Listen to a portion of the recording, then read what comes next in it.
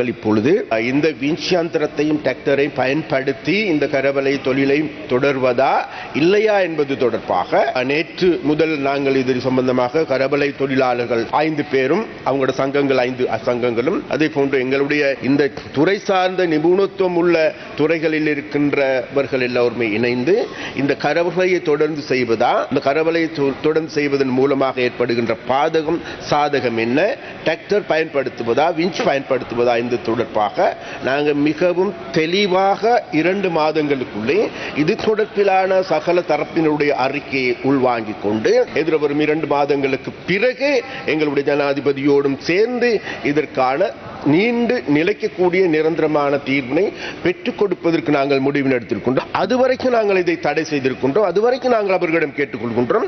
கரைவலை தொழில் என்பது பாரம்பரிய தொழில், கையால் இழுக்கின்ற தொழில். அவைகளை நீங்கள் தொடர்ந்து செய்யுங்கள், உங்களது வருமானத்தை தேடிக்கொள்ளுங்கள். அதன் பிறகு இதற்கு தொழில்நுட்பத்தை சேகரிப்பதா இல்லையா என்பது தொடர்பாக மீள பரிசீலனை செய்வோம் என்பதுதான் நாங்கள் இப்போதைக்கு எடுத்திருக்கின்ற முடிவு. இதனிடையே வடமாகாண கடற்றொழில் சங்கத்தினர் கரைவலை தொடர்பிலான அரசாங்கத்தின் தற்போதைய நிலைப்பாட்டை வரவேற்றுள்ளனர். எந்த விடயங்கள், எந்த தொழில்முறைகள் அரசால் தடுக்கப்பட்டிருக்கின்றோ அந்த தொழில்முறைகள் நிறுத்தப்பட வேண்டும் என்பது நாங்கள் நியாயமாக இருக்கின்றோம்.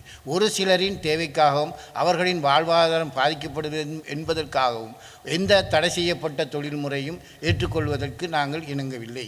சட்டவிரோதமாக அரசினால் தடுக்கப்பட்டிருக்கின்ற எந்த தொழில்முறையாக இருந்தாலும் அது நிறுத்தப்பட வேண்டும் என்பதுதான் எங்களது கோரிக்கையாக இருக்கு. இங்கு கரவலை என்பது தடையல்ல. கரவலையை கொண்டு பயன்படுத்தப்படும் அந்த டிராக்டர் வீஞ்சு முறையிலான தொழிலையே தடை என்று அரசாங்கம் அறிவிச்சிருக்கு. எனவே அவர்களுக்கு அந்த தொழில் செய்வது எந்த தடையும் இல்லை. எனவே வீஞ்சை கொண்டு தொழில் செய்வது அவர்கள் நிறுத்த வேண்டும். இந்திய அளவு படகை எங்கள் நாட்டுக்குள்ளே அனுமதிக்கப் போவதில்லை.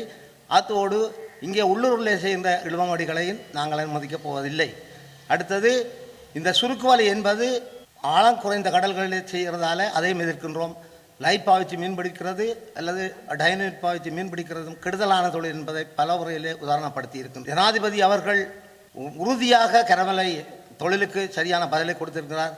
இன்று நாங்கள் இந்த போராட்டங்களை செய்து கொண்டிருக்கின்றோம்.